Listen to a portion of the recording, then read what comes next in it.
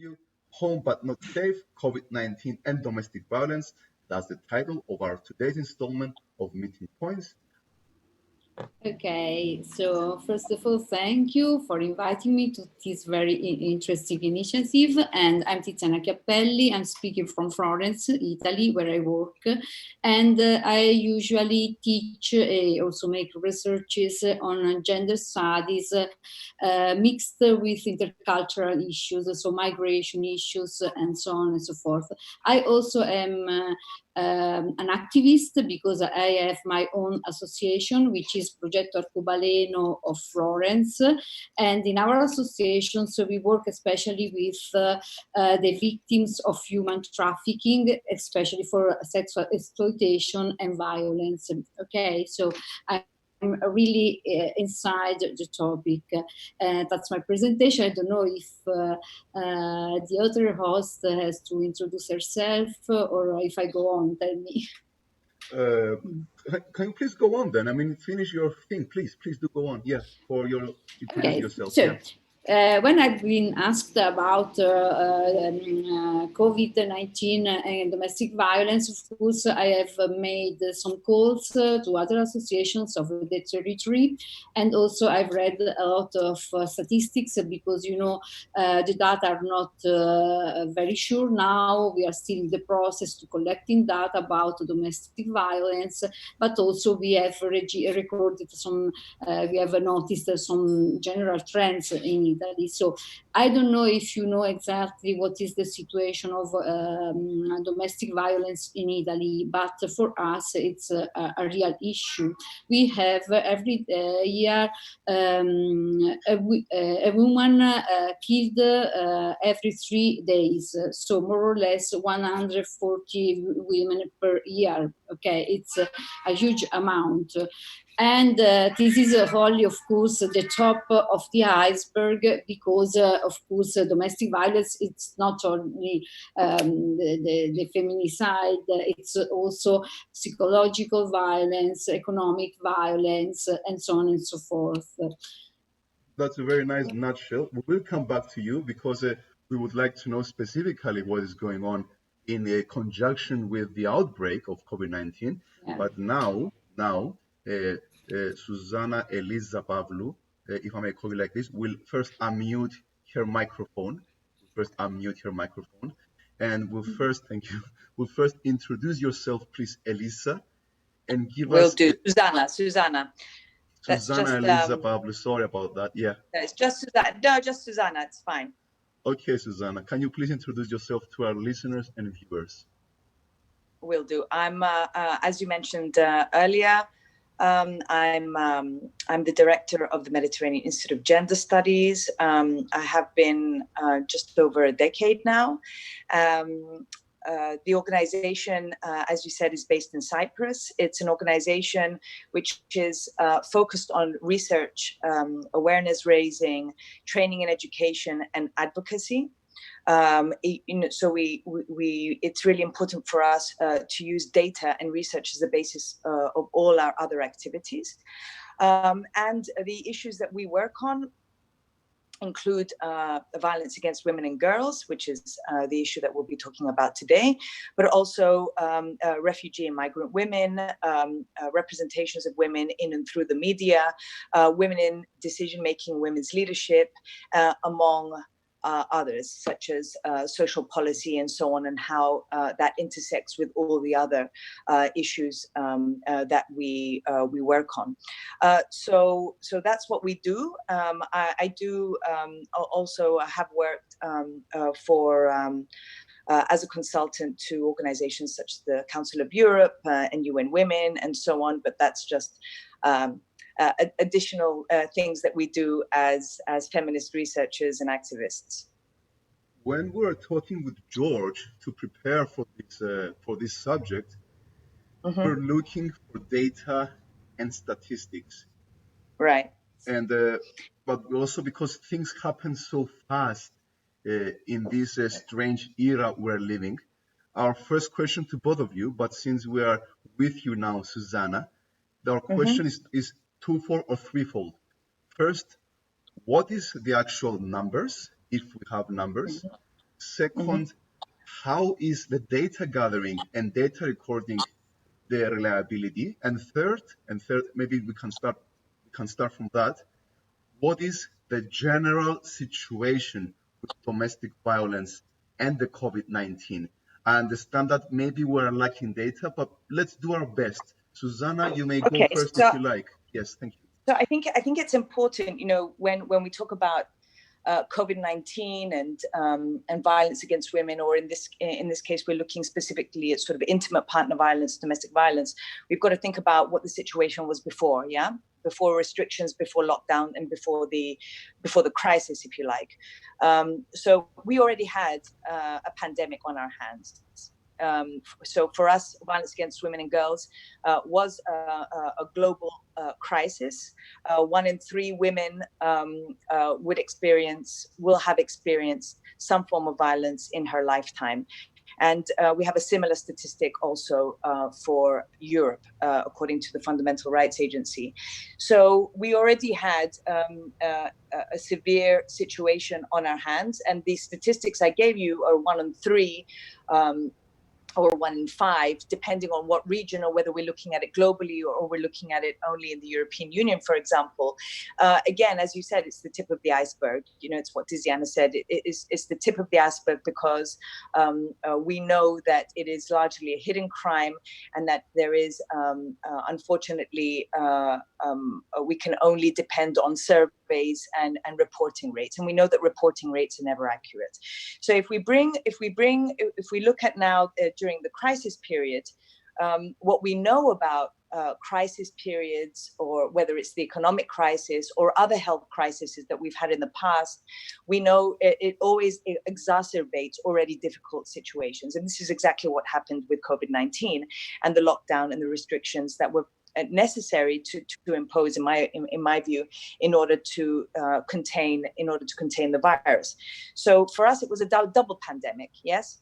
So what we found was that in many countries, and you're absolutely right when you say we do not have reliable data. Yes, this is one of the things that we're asking for as activists and as human rights organizations, is that we need clear gender disaggregated data about all aspects of the crisis and the impact of the crisis on men, on women, on children, girls and boys. So this is something that we're asking for, but we do have some evidence. We have evidence coming out, as Tiziana said, from associations, from frontline services, so NGOs, women's specialist organizations that provide services to women who are experiencing domestic violence. And we found, based on their reports, that there was a spike in women reaching out for help. But in other countries, in fact, we found that there was, in the immediate, in the first 2 weeks, if you like, of the pandemic and the lockdown measures, there was a decrease, and that can be explained for a number of reasons. That it was the initial crisis period. Women had children in their home. There was this increased stress. We had all the worry over the health issue. It could also be that your perpetrator was so close to you that you couldn't ask for help. You couldn't call the helpline that was available. Or there's also, you didn't have access to technology in order to reach out to ask for help. So there's a number of reasons why in some countries there was, in the initial period of lockdown, there was a decrease. And then it started to pick up and came to its normal levels. I'll just give you an example for Cyprus. In Cyprus, calls to the 1440 helpline of the Association for the Prevention and Handling of Violence in the Family increased 30% during the first few weeks of lockdown. 30% calls of domestic violence cases. When we spoke to the police, however, there was a slight decrease in reports of violence. So you're absolutely right when we say that we don't have yet a very, very clear picture of domestic violence rates. But I think it's safe to say, and if previous crises are anything to go by, that it exacerbated already difficult situation, and also had a disproportionate impact on particularly vulnerable groups, such as migrant women and refugees, for example. You touched many of our already questions, Susana. Before we go, sorry. no, be happy. Before we go to Tiziana to unmute your microphone, George here is asking if this is an increase and these are the numbers, what are, and excuse me for this word, the normal levels usually? Well, it's as I said, according to, it really depends on country on country and what kind of data we have available. In Cyprus, in the last survey that took place was in 2012. It was only answered by Greek-speaking women at the time. So imagine, this does not include, this number I'm going to give you does not include non-Greek-speaking women. Because the survey was carried out only in Cyprus, it was 28%. 28% of a representative sample that responded to the survey said that they had experienced some form of domestic violence in their lifetime, right? So that is a very high number, right? It's more than 1 in 4, right? Globally, it's 1 in 3, according to the World Health Organization. In Europe, also, it's roughly around, between 1 in 3 and 1 in 5.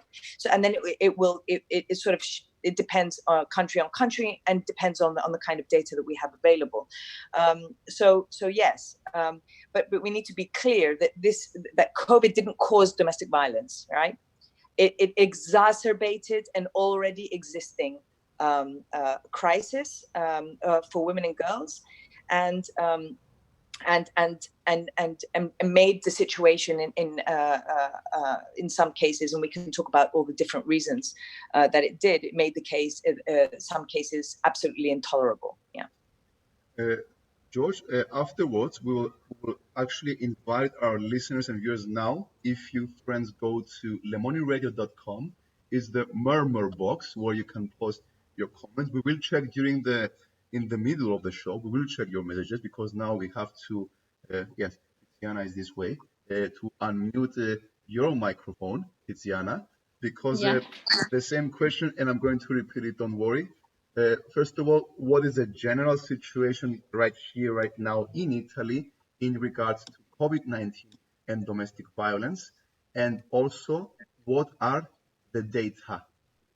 What is the increase? And okay, I hold from Susana that there's a problem of reporting, the mechanism of reporting, and that we cannot know the situation. But please, Tiziana, do your best and let me know if I pronounce your name correctly. Chiappelli, yes, but it's okay. Tiziana Chiappelli, it's okay. Thank you. Okay, so in Italy, according to the statistics of Telefono Rosa, which is the free number for domestic violence mainly, the calls compared to those of the same period of 2019, in the first 2 weeks of March, so the first weeks of the lockdown, decreased by the 50%. So from 1,104 to 496. Okay, so there was a very quick decrease of the calls, due, of course, of all the difficulties that have already been underlined by the colleague. So at the same time, but we also have a network in Italy, which is the DIRE network, D-I-R-E, which is a network of all the associations against domestic violence and in general gender violence. On the other hand, this network recorded an exponential growth with around more or less 2,900 cases of women who turned to anti-violence centers in March. So it's the 74% compared more than the previous year. I mean, if we compare the monthly average of 2018. So we have less calls, but at the same time, more cases. And of course, this is an issue that has had a huge impact on the associations against domestic violence and gender violence in general. So we also know that the greatest requests for help came from, in particular, two regions, the Lombardy and the Tuscany, but we don't know why. We still have not an analysis of this general data. So this is in general the situation of the first month, but of course then the calls became more and more, and now after the end of the lockdown, we know that they are still increasing. We have a problem of this in collecting data, maybe in a few days, because now we are again collecting the new data of the last month, we can have a better image of what's going on and what's been in the last month.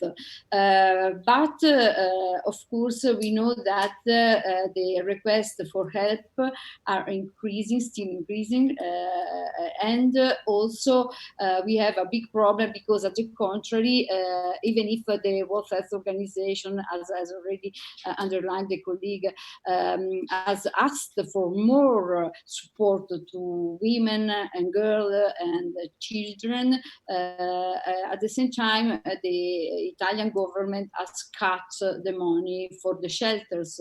So it's very difficult for a woman who has who is obliged to live with the partner, the violent partner, to call for help if she is not sure she can escape from this situation. Okay, so of course we have a very stressful situation, not only for women, for everybody, because as you can imagine, in Italian too, we had a lot of families that had lost the work, so the money, incomes, and the situation is really dramatic. And even if we know that usually the violence against women is something which is transversal, because it affects all social classes, and unfortunately, at the same time, we know that, and it's easy to understand, that being forced 7 days a week for 24 hours to live together in a maybe very small house with children, also having to manage the work, the stress of the pandemic situation, and so on and so forth, has made everything more difficult. I think that the real data, we still don't know the real data. I think that we are going to discover them in the next month. But from the point of view of the associations, because as I've said, in my presentation, I called some of them during these days waiting for this meeting. According to the associations against domestic violence, which I have spoken, the stressful situation has had a huge impact on, of course, relationships inside the families. And many women have declared that they have waited a month or many weeks before finding the courage to ask for help, because they were not sure to receive exactly what they need, and they were scared they cannot access easily the internet connection, or also make a phone call was a problem, because you were in your family all together all the day long with the violent person. So it has been a really difficult situation. So the police force has declared that they are still in contact with many situations, and also they have in some cases managed this kind of situation. But we also know that only in extreme cases the victims did dare to contact the police force or the social workers. We had a very, I think, meaningful case in Italy, which was during the lockdown, and it has been published by many newspapers, and it has also be the focus of many discussions, because during the lockdown there was a father who was beating his mother, the mother, while the boy was attending an online lesson, and the teacher noticed the situation of violence, which for the boy was quite normal, because he was hearing what was going on behind him, but at the same time he tried to go on with the lecture, with the didactic activities, and but the teacher called the police. So after this call, the father was arrested, but after that he was arrested, we discovered that the wife has already called many times the police during the lockdown period, but it was her word against the word of the violent, so she didn't succeed to obtain the help. So only thanks to this connection and the teacher, she succeeded in having his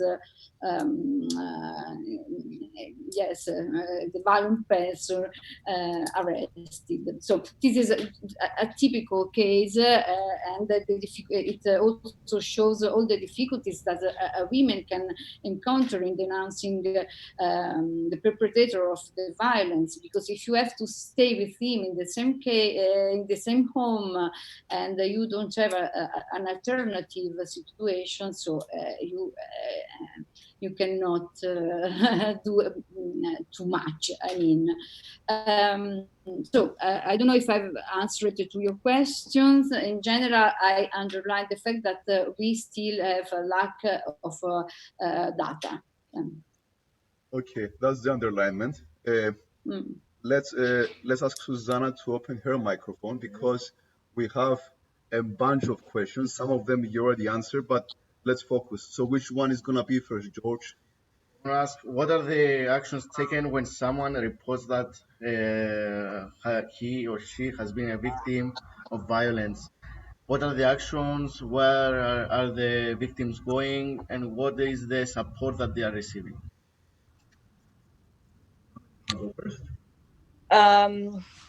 Yeah, I mean, this is yeah, thank you. That's a very good question, and of course, the response will be different depending on the national situation. So, Tiziana might have, I mean, just gave an excellent example of what could happen when a woman calls the police and asks for help, which was in this case. There was no response. Yes, and that is often the case, unfortunately. And this is why we do the work that we do, is because we want a more effective response to a report of violence against women. And we ask the police. And I had spoken in my capacity as president of the Association for the Prevention and Combating of Violence in the Family. One of the first things that we did was to talk with the police and set up a meeting with the police about how they were going to respond.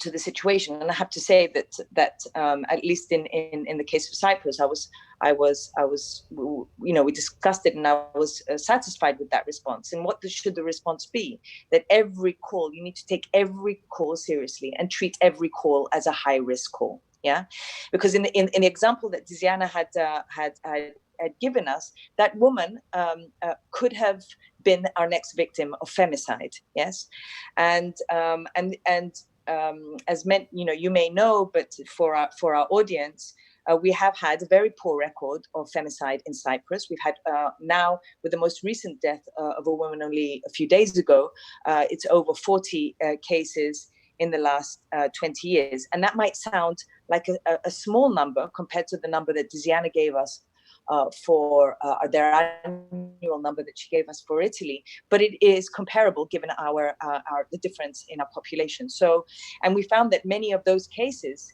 that ended up dying at the hands of their perpetrator, male perpetrator, I should add, were cases that were known, not all, but many of them were known to the authorities. These are women that had called for help in the past. These are women that were in the system. And so more generally speaking, even without the COVID crisis, responses need to be more effective, state responses, yes, by the police, by the social services, and so on. What I do want to mention is where women have found, and I think it's really worth mentioning, and it's so important also to pick up on something that Tiziana mentioned, is how women's specialist services have really stepped up during the COVID crisis. They were declared by, and I mean by associations, NGOs who provide services to victims of domestic violence, who in the face of the lockdown had to find the most creative and innovative ways to continue to provide their services and make their services available to women who are calling for help. And they did this in really just, with limited resources and in a very short time period. Yes, putting their services online, creating SMS helplines, or SOS apps. Doing counseling over WhatsApp or on Zoom, creating awareness-raising campaigns, telling people that through social media that they are there, that they are available, and that they're in operation, in order for women to know that they can reach out to them. And I think this was really such an immense achievement on behalf of women's specialist services, with very limited resources and under a very, very difficult situation, because they were under lockdown too. Yes, so they had to deal with the different restrictions, put health protocols in place just in case in the shelter someone gets ill. There was a very many things that they needed to take into account. And Tiziana mentioned that funding has been cut to the shelters, and I really want to bring that up because we have a platform here. Thanks to you, because what we are, it's really important for us to really get the message across to governments that that women's specialist services and domestic violence shelters, helplines, and all the other services that are provided to women are essential services. And not only should funding be maintained, but funding should be increased. Because what we're going to deal with now, and Tiziana mentioned this, is that when she said that we don't know what the real situation is, because only now, with the lockdown and the restrictions being weakened or being lifted, are we seeing we will see, over the next weeks and months, what the real impact of COVID was on domestic violence, because now that the restrictions are being lifted, women are reaching out. Yes, and so this is the cumulative effect of the pandemic. Also, they will have the economic strain with families being, with members being unemployed, or feeling really the economic impact of the crisis as well. And we know that having access to resources, yes, money is a really important protective factor for women in order to be able to escape violent situations. So I really agree with Tiziana that we won't know the real impact of this crisis until later, until some time passes and we see what the cumulative effects are. But I think it's really important that the message comes across that in all recovery plans there needs to be funding and budgets for domestic violence services. Susana, you have answered, you have touched many of our next questions. Before we go on a break, because we really need to give our listeners 5 minutes to sit down what has been said so much time. But before we do that, Tiziana Chiappelli, can you please make any additions before we go on a break? Something you want to say now? Yes, just to give you an idea of what the situation of the murder of women in Italy, we had up till now, starting from the 2000, 3,000 victims of feminicide, 3,000, more than 3,000. And in the first month till the middle of May of this year, we had 94 victims of so women who are dead because of the femicide. So these are very huge numbers. Okay, that's my message. Welcome back, ladies and gentlemen. We're live. Thank you for shutting down the fan, Constantine. We're here in Nicosia, Cyprus. You're listening to LemoniRadio.com. You can put your message on Momo Box. We have received some messages here and there. We have together with us Tiziana Chiappelli from Italy and Susana Pavlou. We have been talking about domestic violence during the era of the lockdowns due to the COVID-19. But with the suggestions here that we take a step back. I want to ask you both, have you seen any patterns in terms to the occurrences of domestic violence when it comes to first socioeconomic background of the cases, the religious or ethno-religious background of the cases, if there are any differences, and those various categories. That was the first question. I suppose we should go with this one. Yeah, and we'll continue. And could you please, before you answer this question, what causes in general, despite COVID-19, what is causing domestic violence? What is the wider sociological framework that causes domestic violence? Before we go specifically if there are differences in socioeconomics or ethnic or religious backgrounds. Who wants to go first? Tiziana, would you like to go first then? Unmute your microphone. Okay, if you want. Okay, so the causes for domestic violence are very complex, but of course the main cause is the how can I say, the habit, the fact that we still are living in a society according to which a woman is supposed to be subordinated to the male part of the society. This is the main reason why. So, and of course, in this framework, you also add a lot of situations that can be economic conditions, personal relationships, and so on and so forth. The problem still remains the fact that the women in our society have not the full, they not have the same rights as the men. They suffer of, for example, a pay gap, a salary gap, and also they do not have equal opportunities in general. So the situation of women is very harsh comparing their situation of that of men. Of course, as Susan has already quoted the intersectional perspective, of course, if you are a woman of not very high social class, with economic issues, without a sound education, and in general you are living in a difficult situation in society, you are more exposed to abuses, you are more exposed to also domestic violence. You know, in the world, one of the major factors of violence against women is, for example, the domestic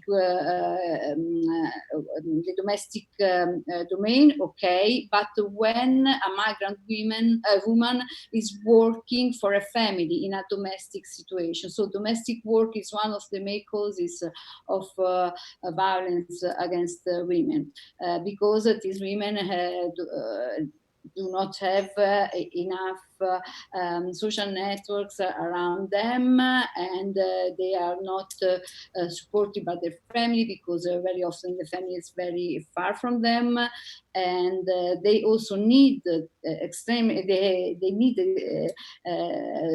this work, so they cannot too much complain, and they have to stay in the situation even if it's a difficult or violent situation. So just to give you an idea. In Italy, according to data that I've analyzed, and also the researches I have read, we don't have a specific ethnic group in which you have more domestic violence compared to that of the Italians, native Italians, I mean, because domestic violence is also a lot among the Italian people, and especially in the northern region, the data are increasing, which is maybe strange, because usually in the public discourse people think that domestic violence is more in the south of Italy, because it's a more traditional regions and so on and so forth, but it's not the truth. It's where also women are working, and it is strange because usually we thought that when a woman can be autonomous from the point of view of the economic income, of the incomes, she should be able to, or in any case, she is in a better position in order to have her rights respected, but we discovered this is not true. So it's really, really transversal. So domestic violence, it's also in the upper classes, not only the lower income one. So I don't know if you want, I also watched and read again the major data. We know that usually in the 50% of the cases is the partner, and in the other cases usually a member of the family of origin, so maybe a brother or a father and so on. And in 92% of cases it's a male component of the family or the ex-partner, and also we know that 37 out of the 100, the what percentage of homicide in Italy are against women. We know for sure that feminicide are more than the persons killed by the mafia. Okay. Okay. Oh, okay. I didn't expect that. Mentioned mafia. Yes, I know, but we know that for sure. Okay. The mafia killed less than the partners in Italy, or ex-partners, because in many cases they are ex-partners who do not accept the fact that the woman is going on without them. I've moved on. Right. Susana, would you like to add to the question about whether at least in Cyprus, what if there are any differences in percentages of domestic violence cases in terms of conjunction with the ethnic or religious or socioeconomic background? Yeah. Just to sort of add and reinforce what Tiziana said about what the causes of domestic violence against women are. I just want to sort of agree completely, and really stress that we're dealing with a form of discrimination against women. So its root causes are violence against women is rooted in unequal power relations between women and men. And it might sound, to our listeners and as is that, but that was a long time ago, and that's over, and unfortunately it's not. There is inequality between women and men in all aspects of life, and it is the driver behind domestic violence and violence against women more generally. If we include sexual violence, rape, female genital mutilation, all the other forms of violence that there exists. And just because I wanted to mention that very recently there's been a proposal now for a law out in Cyprus to address sexism. So just to say that sexism in all its sort of expressions, whether it's in the media. I think you froze, Susana. I don't know if you can hear us. Hang on, Sorry. you're back. Yes. Go on. In the media, yes, go on. I'm so sorry. So in the media, in everyday life, on social media and so on. So, sexism is expressed in many, many, many different ways, and is very much linked to violence against women as well. So I won't go too much. I won't add too much because Tiziana said it perfectly okay. But I feel very strongly about this. So I just wanted to add on that, and again, just to agree again with when we're talking about particular groups of women. So yes, violence against women knows no boundaries, no ethnic background, no religion, no socioeconomic status. Numerous studies have been done all over the world looking at whether there is any link between a causal link. I should add, if there's any causal link between socioeconomic status, religion, ethnic background, and so on, and violence against women, and there is not, right? But what there are is there are factors that make women particularly vulnerable, yes, and that could be, as Tiziana mentioned, our migrant status, yeah. A woman who is undocumented, right, cannot report to the police, and is particularly vulnerable because she does not have access to resources, does not have access to services, and does not have access to justice. Yes, so a woman who has an insecure migration status will be particularly vulnerable. A woman who is a domestic worker, and I'm glad that she brought that up, because in Cyprus we have, domestic workers are the largest migrant group in Cyprus, and they are women, and they are also particularly vulnerable. They live and work in households which are not monitored, cannot be inspected, cannot be checked, and often their relationship with their employer, who is often the perpetrator of sexual harassment or any other form of violence, is their employment is dependent on that relationship. So again, they will not have access to resources, will not have access to services. They will be afraid to report because it will likely lead. They're afraid that they will not be believed, and it will likely mean that they will be left unemployed and will have to go back to their country. So there's so many, there's so many things that make particular groups of women particularly vulnerable. And in the same way, since we're talking about COVID-19, we've had reports coming from the UK, all over Europe as well, but also from the United States, that COVID-19 was impacting minority groups disproportionately. And it's this, again, because COVID-19 exacerbates existing inequalities, right? It just brings them up to the surface and makes them even worse, right? So it's not that particular groups have a particular propensity to domestic violence or propensity to COVID-19. It's that the situation, the different societal factors make them more vulnerable to this type of abuse and violence. We have time before we conclude for one more question. It's about men. Thanks, Constantine, for bringing it up. Let me start with the premise, with the scene that I have seen in England, in the UK, sorry.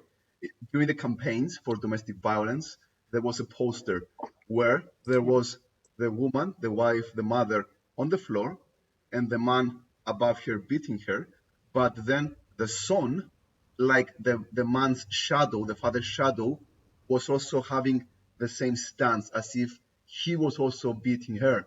And I think the slogan of the poster was victims of domestic violence, children which they have to see what's going on, will be perpetrators in the future. And the second thing I want to say was an experiment that I've seen on YouTube. It was a scene, two actors. There was a man and a woman, and the woman just started shouting at the man and beating him in public. And of course, the other public were just laughing and belittling the man. Look at this stupid man being beaten by the woman. This is what I have seen. It's not my premise. So, what is your question? What is the role of men? And also the question of George here to combine is: are there any statistics, percentages of men that are victims of domestic violence and women? The microphones are yours. Tiziana, would you like to go first? So I know that there are some data on that, but unfortunately I didn't prepare them for today. And yes, in some cases we have this kind of situation, but they are because I remember very well that they are really few cases, a small amount, and usually in very particular situation. The differences with domestic violence against women is the fact that it's a quite normal condition, a quite normal situation. You know, for example, the sexual harassment has been experienced in Italy by more or less the 50% of women during their life, according to many researches. So just to give you an example that shows us it's something which is systematic.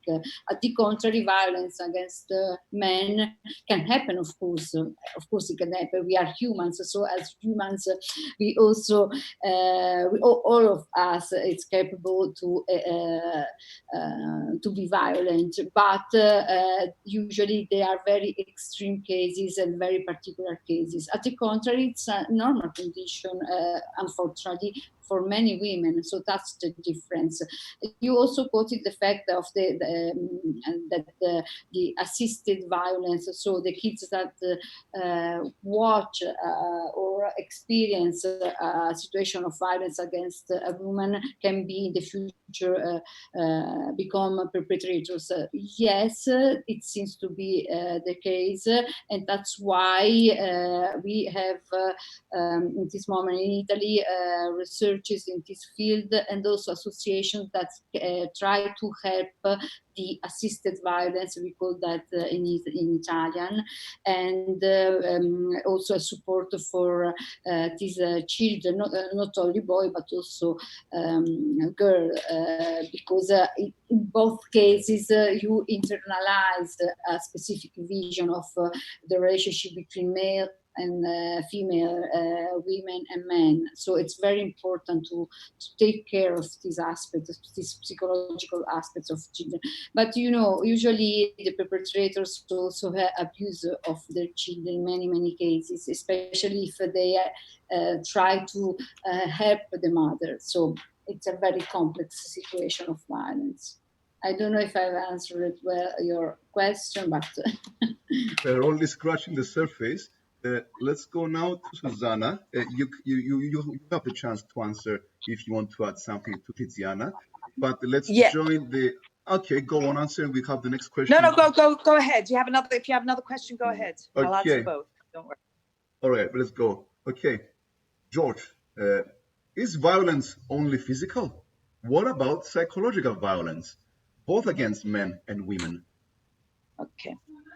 Right. So I'm just gonna again to just touch on the role of men, because I think it's important to understand. And often we get this question of that when we talk about violence against women, why are we talking about it in the way that we are? And we've already mentioned that there is an issue of inequality between women and men, and that is one of the root causes of violence. But this is not, of course, men can be victims of domestic violence and other forms of violence, absolutely, men and boys. However, all research has shown that in terms of domestic violence calls, to start with, up to 90% are women and girls. And the interesting statistic that I'm looking at just right now, because I thought to look it up, and what I'm looking at is a statistic brought forward by a campaign called the White Ribbon Campaign.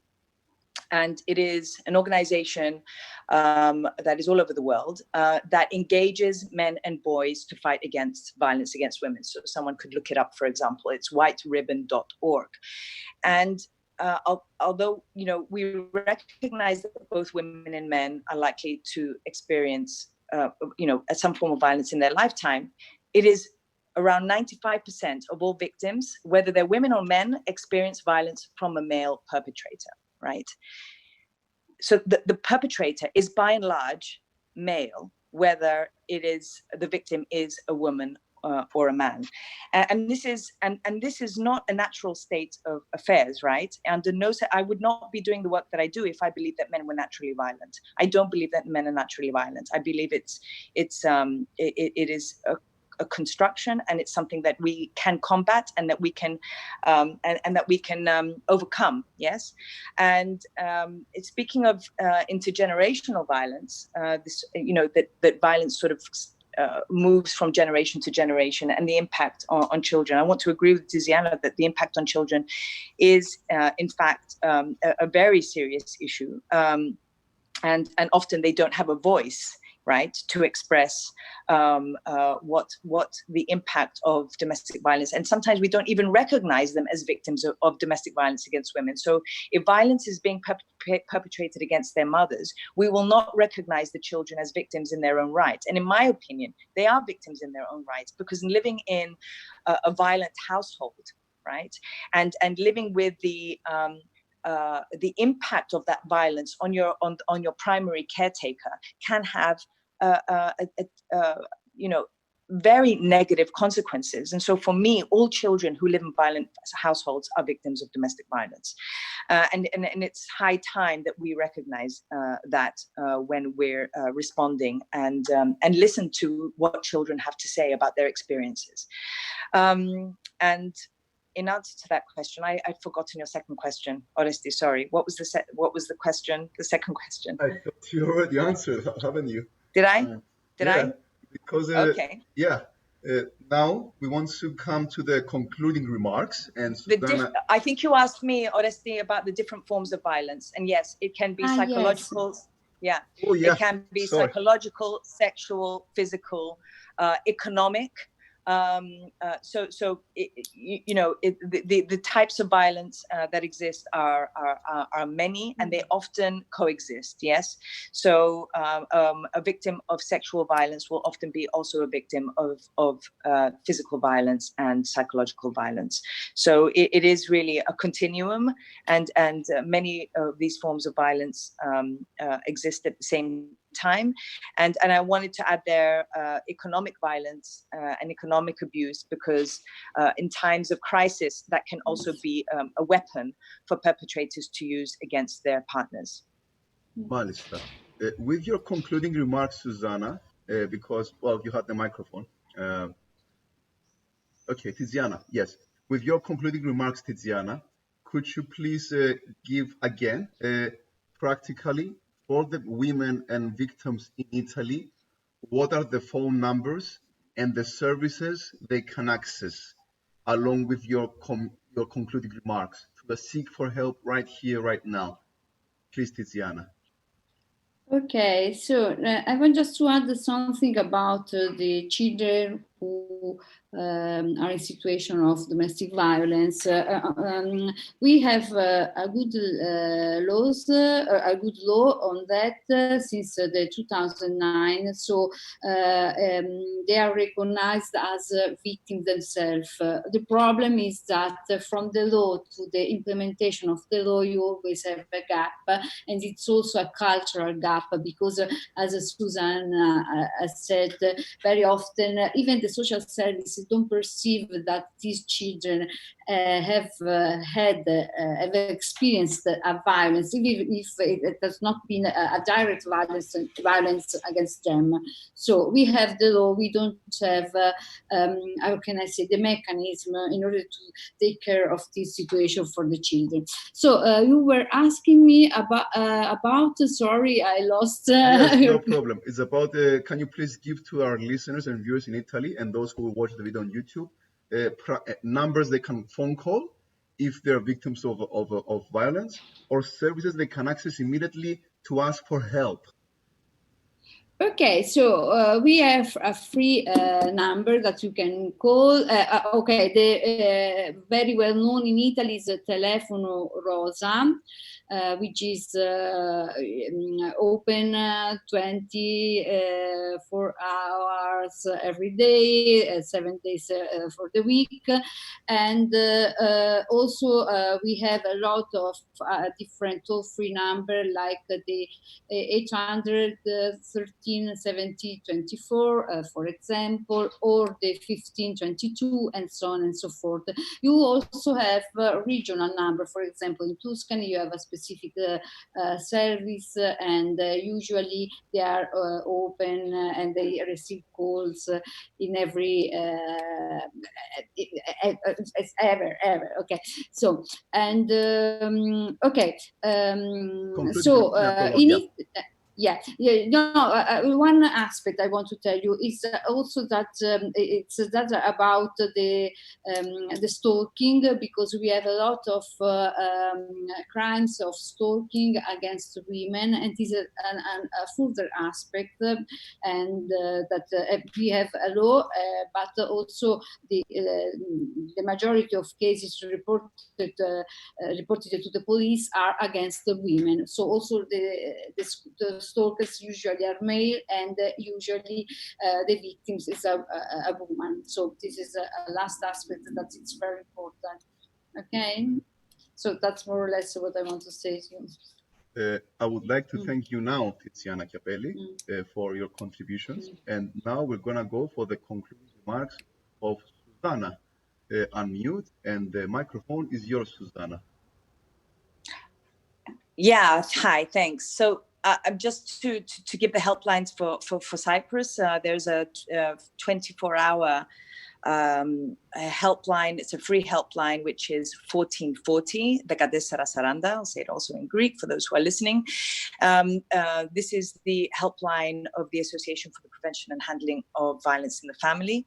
You can also visit their website in order to access their online services. It's domviolence.org.cy, domviolence.org.cy. And of course, victims can reach out to the police. I think the number to call is 112. George, your concluding remarks, man. Well, we've heard a lot today. Yeah.